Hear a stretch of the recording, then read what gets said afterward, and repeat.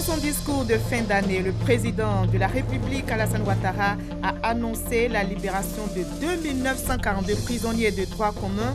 Qu'en pensent les populations? Qu'est-ce que la grâce présidentielle? Élément de réponse dans ce journal. Comment les Ivoiriens ont-ils abordé ce deuxième jour de l'année 2017? Les travailleurs étaient-ils à leur poste ce matin? Après la fête d'hier, quelle était l'ambiance dans l'administration ce lundi matin? Nos reporters ont promené leurs caméras dans les différents lieux de service pour faire le constat. La Côte d'Ivoire est l'invité d'honneur de la 25e édition du FESPACO. Le festival panafricain du cinéma et de la télévision de Ouagadougou sera lancé à Abidjan le jeudi 5 janvier prochain. Le tribunal correctionnel de Paris dira mercredi prochain s'il reporte ou non le procès de Théodore Obiang, le fils du président équatorien, accusé de s'être frauduleusement bâti en France un patrimoine considérable. Bonsoir à tous, merci de choisir RTI 1 pour vous informer. Nous sommes mardi 2 janvier aujourd'hui, deuxième jour de la nouvelle année 2017. Pour commencer ce journal, je vous propose de revenir sur le discours de Nouvel An du président de la République, Alassane Ouattara.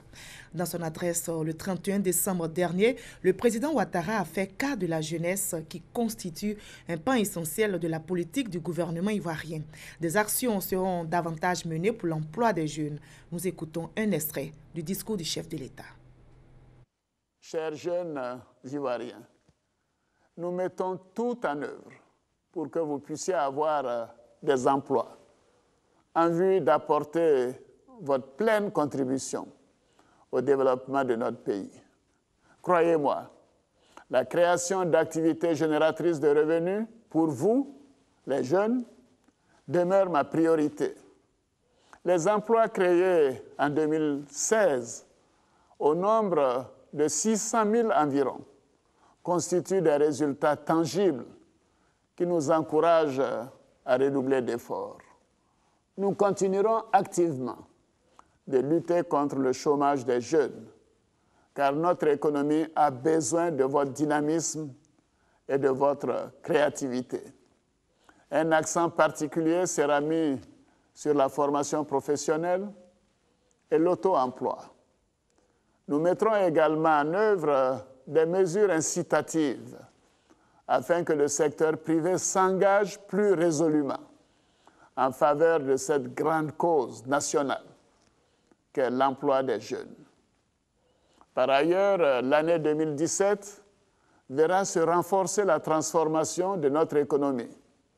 Les discussions que nous venons de conclure avec les principaux acteurs dans les secteurs du cacao et de l'anacarde vont permettre une plus grande transformation locale de ces matières premières et la création de milliers d'emplois.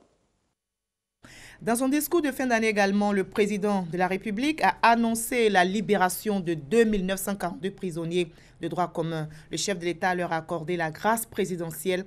Mais qu'en pensent les populations? Qu'est-ce que la grâce présidentielle?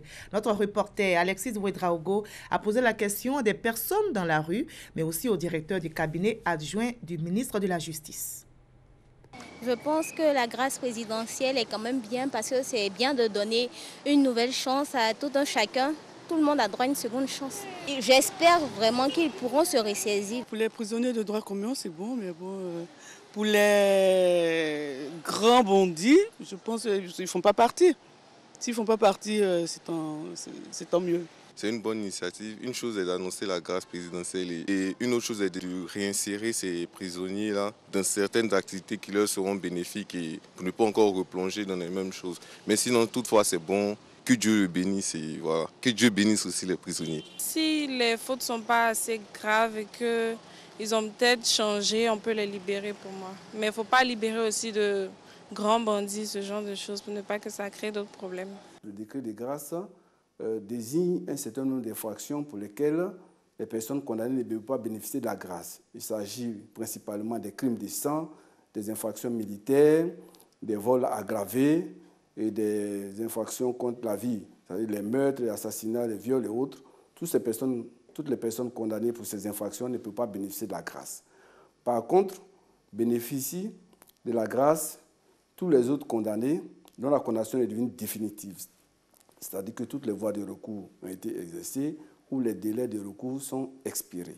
Il s'agit des vols simples, des petites infractions contre les biens, notamment les abus de confiance dont le montant ne dépasse pas 25 millions de francs et toutes les autres petites infractions.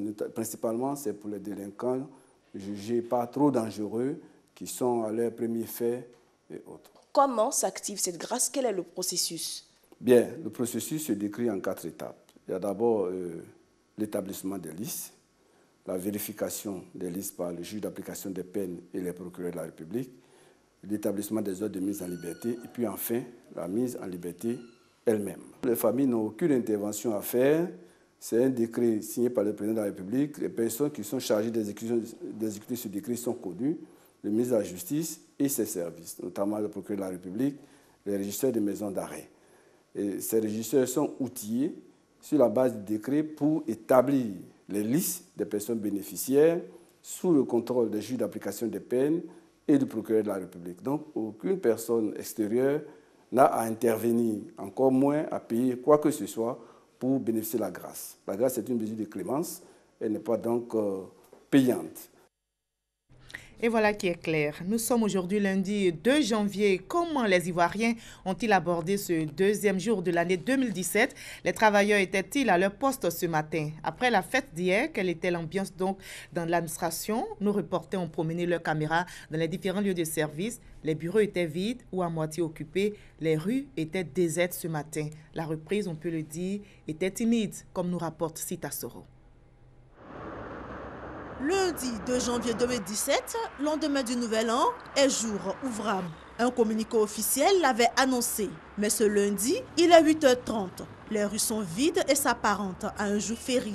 Le trafic, habituellement très dense, surtout au niveau du boulevard Lagunaire, présente aujourd'hui un tout autre décor. Dans l'administration, les bureaux sont à moitié occupés s'ils ne sont pas vides. Je suis ici pour un rendez-vous de dossier, mais j'entends pour l'instant. Et le monsieur en question même n'est pas encore arrivé. Les lendemains de fête étant synonyme de fatigue et bien d'autres, certains y trouvent un prétexte pour ne pas se rendre au travail. La reprise est un peu timide, certainement qu'il y a beaucoup qui ont voyagé. Sinon tout le monde sait que lundi n'est pas férié. Aujourd'hui, lundi, c'est pas férié, donc tout le monde doit être au travail. C'est pour ça que j'ai décidé de venir aujourd'hui. Après la fête, c'est vrai qu'on est beaucoup fatigués, mais que chacun quand même occupe son poste tranquillement. Et puis voilà, la vie continue après la fête. Au ministère chargé de l'économie et des finances, comme tous les lundis, c'est la réunion de cabinet. Le ministre lui-même est présent pour donner l'exemple. Nous avons fêté hier, mais comme aujourd'hui le devoir nous appelle, nous sommes là, à nos postes. Nous sommes 4 secrétaires. Les 4 secrétaires sont là. Nous disons que les fêtes, d'accord, mais le travail aussi, parce que c'est le travail qui soutient les fêtes aussi. En attendant, Abidjan sort peu à peu de son sommeil après 2 jours de fête, espérant que demain, tous les services reprennent effectivement leurs activités. Et ils ne sont pas restés chez eux. Il s'agit des ex-pirates en informatique reconvertis en spécialistes de sécurité informatique. Ils ont organisé une conférence ce matin à Cocody. Ils se sont donnés pour mission de lutter contre la cybercriminalité en vue d'aider la population. Et pour cette nouvelle mission, ils ont le soutien du ministre de la Poste et de l'économie numérique. Astou Touré pour le reportage. Lancer un appel aux jeunes de Côte d'Ivoire pour se former et travailler positivement. C'est l'objectif que veut atteindre l'Association internationale de recherche en sécurité informatique, ISRA. L'ISRA est une plateforme de lutte contre la cybercriminalité. Elle est composée d'anciens pirates informatiques communément appelés hackers. Security Day, c'est un événement qui est organisé depuis l'année 2011. C'est un événement qui fait de la sensibilisation sur les problèmes de sécurité informatique, les problèmes de cybercriminalité, en mettant en scène ceux qui sont les premiers acteurs, c'est-à-dire ceux qu'on appelle généralement des hackers ou des cybercriminels. C'est eux-mêmes qui viennent présenter les technologies qu'ils utilisent, qui viennent présenter leurs secrets, qui viennent présenter tout ce qu'ils font. Le ministre de l'économie numérique et de la Poste, Bruno Nabagné-Koné, a félicité et encouragé cette initiative. Pour lui, la cybercriminalité n'est pas une option et la Côte d'Ivoire est suffisamment dotée de moyens pour neutraliser toute personne s'adonnant à cette pratique. Le dispositif est pratiquement infaillible. Et nous sommes les premiers à regretter que de plus en plus de jeunes, malheureusement, ne le comprennent pas et tombent dans les pièges. Ce dispositif, aujourd'hui, c'est les textes réglementaires qui ont été pris, mais c'est également les structures qui ont été mises en place, avec la PLCC d'une part, la DITT, le CI certes. Toutes ces structures collaborent et toutes ces structures collaborent avec les structures de transfert d'argent. Nous apprécions le fait qu'ils s'inscrivent désormais dans une posture positive. Security Days a été initié en 2011 en vue d'aider la population à s'outiller contre l'arnaque. Les initiateurs de cette plateforme entendent également œuvrer à la sensibilisation et à la formation des hackers en vue d'une reconversion totale. Nous partons maintenant pour le village d'Assabou qui va abriter la future zone industrielle de la ville d'Aboisseau. Cette zone industrielle connaît déjà un premier occupant. Il s'agit d'un groupe tunisien spécialisé dans la fabrication et la distribution des articles hygiéniques. Les travaux de construction de l'usine ont démarré. Coût de l'investissement, environ 4 milliards de francs CFA. Mahama Traoré. Une pause de première pierre, juste pour le symbole, car les travaux ont démarré depuis près de 3 mois déjà. À terme, ce chantier accouchera de la première unité de production et de distribution en terre ivoirienne de la société d'articles hygiéniques, un groupe industriel tunisien. Le projet sera réalisé sur un terrain de 25 000 m². La première phase consiste à construire 4 000 m² couverts et la mise en place d'une machine de fabrication des couches pour bébés. Au démarrage, l'effectif de la société sera de l'ordre de 80 personnes et dépassera à terme les 300 personnes. D'un coût d'environ 4 milliards de francs CFA, l'ouvrage sera opérationnel dès juin 2017. C'est la première usine à s'installer dans la zone industrielle aménagée par l'État dans le village d'Assouba, près de la ville d'Aboisseau. C'est une zone qui va faire à peu près 90 hectares et donc ça va s'aménager par phase, en fonction de l'installation des entreprises. Ici, on est à peine à 100 km du port d'Abidjan. Il y a de bonnes voies de communication, les routes sont très bonnes. Nous sommes confiants que l'unité qui s'installe ici va permettre de développer d'autres unités industrielles ici dans ce département. On se rend compte que la vision du développement du président Alassane Ouattara se traduit véritablement sur le terrain au niveau des collectivités décentralisées, communes et conseils régionaux. C'est ce qui nous reconforte. Symbole de décentralisation, mais également de coopération fructueuse entre la Côte d'Ivoire et la Tunisie, un pays qui compte à ce jour une quarantaine d'entreprises opérant en Côte d'Ivoire. Voilà, c'est dans le village d'Assouba que sera située la future zone industrielle de la ville d'Aboisseau.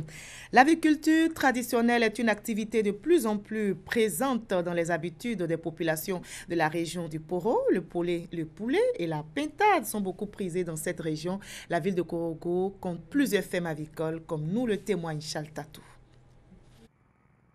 Korogo, comme dans toutes les régions du Nord, l'environnement convient à l'aviculture traditionnelle. L'élevage du poulet et de la pintade est dans les habitudes des paysans. Mais les deux volailles ont chacune une particularité. Le poulet traditionnel a une importance culturelle, économique et sociale. Dans le pays sénoufo, le poulet est beaucoup utilisé lors des consultations chez les féticheurs, les marabouts. Et cela se passe beaucoup au niveau de la couleur. La couleur rouge est beaucoup appréciée parce que liée beaucoup au pouvoir mystique. Le poulet traditionnel représente une arrière-garde pour le paysan qui, en cas de difficulté, fait recours à la basse-cour pour pouvoir régler ses problèmes. Le poulet est beaucoup utilisé aussi dans les mariages. Dans le Poro, la viande du poulet est consommée par les moins nantis, surtout en période de fête. Par exemple, en Noël et le jour du Nouvel An. Compte tenu du coût des pintades, surtout en période de fête, vraiment les prix sont très élevés. On préfère se rabattre sur les poulets, où les prix sont un peu accessibles. Quant à la pintade, elle est beaucoup prisée par rapport à la succulence et à la croyance. La pintade, quand tu la prépares, il y a la vitamine et puis il y a la chance aussi. Nous les Poros, c'est nous qui mangeons uniquement que le poulet. Une fois que tu es riche et puis tu ne manges pas pentade là, tu manges poulet, tu deviens plus bas encore. Ta richesse devient plus bas. Voilà, c'est pour ça que les gens mangent pentade. Aujourd'hui, la tendance commence à être renversée en faveur de la volaille moderne, du fait du développement de la ville de Korogo. Une opportunité, il y a la demande est énorme avec les restaurants qui se multiplient, les hôtels, même les brasseries. Donc c'est vraiment une opportunité pour celui qui veut se lancer dans l'élevage moderne. Le département de Korogo enregistre pour l'instant une quinzaine de fermes de poulets. On parle culture avec le FESPACO. La Côte d'Ivoire est l'invité d'honneur de la 25e édition du Festival panafricain du cinéma et de la télévision du Ouagadougou. Le pays est ainsi honoré par les responsables du FESPACO pour ses nombreuses réformes entreprises pour la relance du cinéma. La Côte d'Ivoire se prépare à montrer son savoir-faire sur le plan cinématographique, nous explique Issaïo. Pour ce 25e rendez-vous du FESPACO, Festival panafricain du cinéma et de la télévision de Ouagadougou, prévu du 25 février au 4 mars prochain, la Côte d'Ivoire est le pays invité d'honneur. Les raisons qui ont amené le Burkina à porter le choix sur la Côte d'Ivoire a structuré et continue à structurer le domaine du cinéma, avec notamment, tout le monde le sait, l'opérationnalisation de l'Office national du cinéma, la montée en puissance du Fonds de soutien à l'industrie cinématographique, le FONSIC, et également toutes les lois et tous les règlements qui sont en train d'être pris pour professionnaliser le secteur. Ajouter à cela tout ce que le bureau a fait pour que les droits des créateurs soient protégés. Nous travaillons pour que notamment les acteurs, les comédiens puissent être de plus en plus payés à la mesure de leurs talents. La Côte d'Ivoire, qui veut jouer le premier rôle dans ce secteur en Afrique, multiplie les réformes et donne les moyens aux producteurs à travers l'Office national du cinéma, ONACCI. Au vu de ses productions, elle entend faire mieux que de la figuration cette année. Il y a un peu plus d'une cinquantaine de productions ivoiriennes dans toutes les sélections qui seront donc à Ouagadougou. C'est donc dire que quantitativement, je vais ajouter à cela qualitativement, la Côte d'Ivoire sera très visible, très présente, avec beaucoup d'appétit à ce rendez-vous du cinéma et de l'audiovisuel. Fosseni Dambélé réitère la volonté du gouvernement à aider davantage les cinéastes afin de permettre au 7e art ivoirien d'être parmi les meilleurs du continent. La Côte d'Ivoire a déjà glané 2 étalons d'or au FESPACO depuis sa création en 1969. Le premier en 1981 par Lansine Kramo Fatika avec le film Djeli et le second en 1993 par Roger Nwambala avec Au nom du Christ. Le lancement du FESPACO à Abidjan aura lieu le 5 janvier prochain. Et le Burkina Faso, pays organisateur du FESPACO, a célébré le 11 décembre dernier le 56e anniversaire de son accession à l'indépendance. À Banfora, chef-lieu de la région des Cascades, l'événement a été célébré. La Côte d'Ivoire était à l'honneur avec la présence d'une forte délégation de la région du Kyologo. Kades Sogodogo.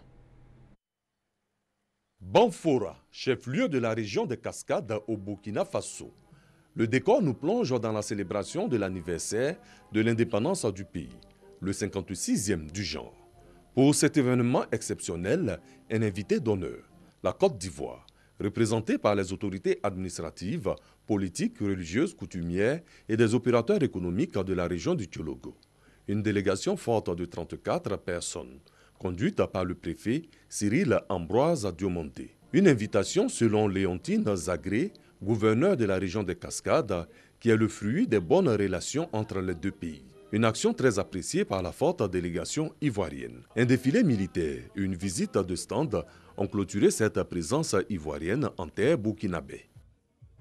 On passe maintenant au théâtre art de la scène par excellence. En Côte d'Ivoire, des actions sont menées pour la relance de cet art. Mais dans quel état se trouve le théâtre ivoirien? Notre reporter Franck Wadio a profité de la clôture du programme national de relance du théâtre pour interroger les différents acteurs. Le temps monte dans le rouge. RM Kono ou En attendant le bonheur, une pièce de Diego Bailly mise en scène par Sidjiri Bakaba.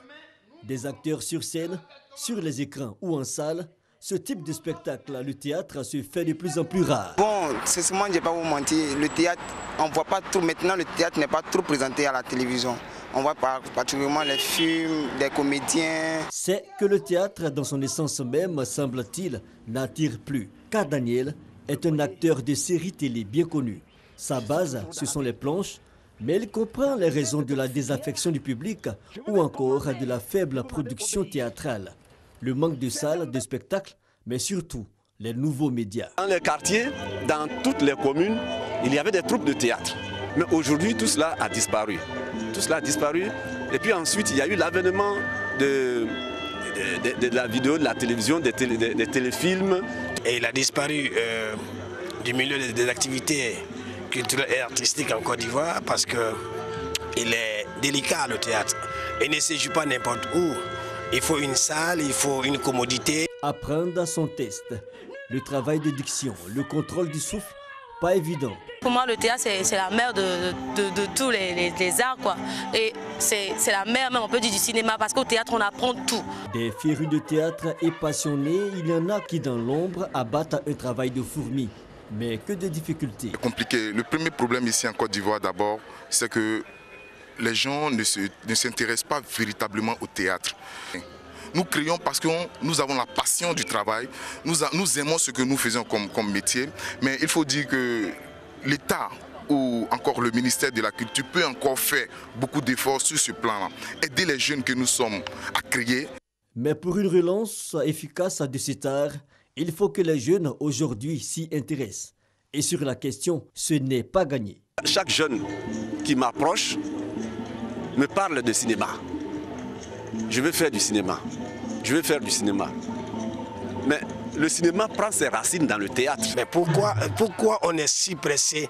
Pourquoi on veut devenir tout de suite star? Et pourquoi refuse-t-on de travailler? Vous allez aujourd'hui dans les pays ayant une véritable industrie culturelle, vous verrez qu'à la base du 7e art, il y a d'abord un certain type d'art, le théâtre. Et cependant de mise, pour susciter l'engouement, il faut rapprocher le théâtre de la masse. La tutelle a donc lancé, il y a 6 mois, le programme de relance du théâtre ivoirien. 10 compagnies ont sillonné plusieurs localités du pays. Un projet auquel adhère Diallo Tikwaï Vincent, un doyen des planches en Côte d'Ivoire. Aujourd'hui, le théâtre revient parce que nous avons essayé d'adapter ce théâtre-là aux espaces existants. Et à partir de ce moment-là, les Ivoiriens ont commencé à revenir au théâtre et je suis un témoin privilégié. Organiser une tournée dans les régions, dans 10 régions. Et ces 10 régions ont reçu une dizaine de troupes pour une vingtaine de spectacles. Et j'avoue qu'il y a un public pour le théâtre. La saison théâtrale 2016 achevée au mois de décembre, l'idée était d'inculquer de nouvelles habitudes théâtrales aux populations. Cela passera en 2017 par le volet éducatif. Le ministre a commencé avec le ministère de l'Éducation nationale à mettre en place une politique qui permet aux enseignants que nous formons en théâtre d'aller enseigner le théâtre à l'école. Nous allons vers les déscolariser aussi. La relance du théâtre par approche méthodique reste la question des infrastructures. L'État envisage la création de salles polyvalentes et entend étendre sa vision. Pour 2017, c'est une opération qui va s'accentuer. Le ministre en a fait la promesse aux opérateurs du secteur. Un budget de 30 millions voire plus consacré à la question 2016. Les acteurs des planches ont les yeux rivés sur les nouvelles résolutions. Les spectateurs jadis passifs n'attendent que les spectacles pour se muer en public averti, prêt à débourser de l'argent pour voir une bonne pièce théâtrale. Ils font aussi des spectacles. Il s'agit des mannequins et les meilleurs mannequins africains de la diaspora ont été récompensés au cours de la 7e édition des Awards du mannequinat africain. Ce sont au total 22 trophées qui ont été décernés au cours de cette soirée qui a vu la participation de mannequins de professionnels de la mode venus du monde. Le témoignage de Sita Soro. Les Awards du mannequinat africain, cérémonie de distinction des meilleurs mannequins du continent et de sa diaspora. Cette cérémonie est à sa 7e édition. Selon son commissaire général, le mannequin Fatim Sidimé, les Awards du mannequinat africain visent à promouvoir et à valoriser le mannequinat. Ce sont 22 trophées qui ont été décernés dans différentes catégories, notamment les seniors, les majors, la génération actuelle et la diaspora. J'ai pu recevoir ce prix et je suis très honoré. Et là, je me dis que j'ai encore pas mal de boulot à faire et je suis vraiment comment dire, boosté. C'est un métier de passion. Déjà, il faut le faire en Afrique par passion. C'est un métier qui apporte beaucoup, qui donne de l'assurance, qui permet de pouvoir s'exprimer à travers, même s'il y a du monde.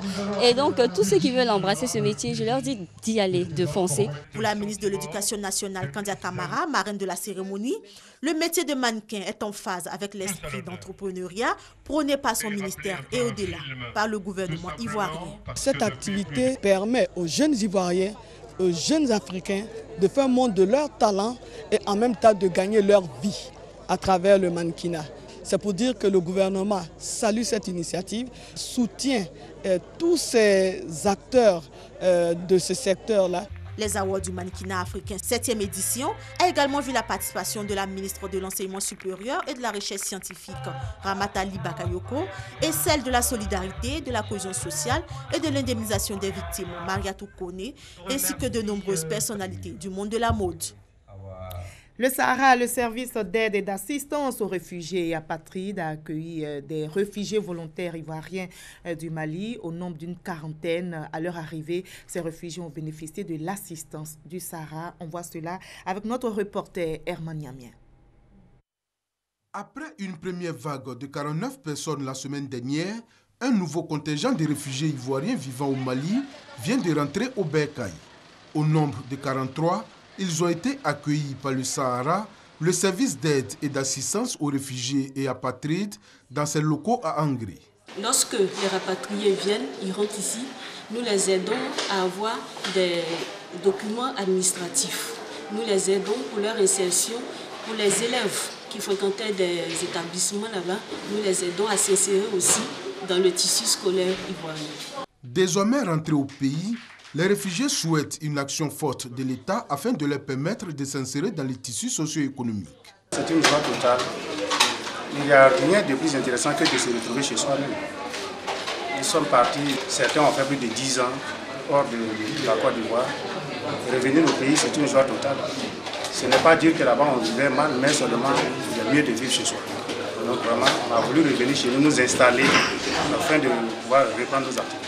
Ils étaient environ 1100, les Ivoiriens qui étaient réfugiés au Mali. Avec le retour de 92 d'entre eux, il en reste encore 1008 sur le sol malien qui attendent de regagner volontairement la Côte d'Ivoire.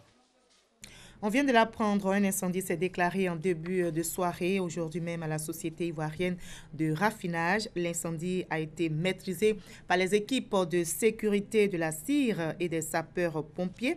Selon les responsables de la CIR, la cause est une fuite d'hydrogène intervenue à 17h15. Aucun blessé et aucune perte en vie humaine. Les détails de cet incendie dans le reportage d'Abou Sanogo dans nos prochaines éditions. Hors de la Côte d'Ivoire en France, le tribunal correctionnel de Paris dira mercredi s'il reporte ou non le procès de Théodorin Obiang. Le fils du président équato-guinéen est accusé de s'être frauduleusement bâti en France un patrimoine considérable. Explication avec Michel Digré. C'est le premier procès en France dans l'affaire des biens mal acquis.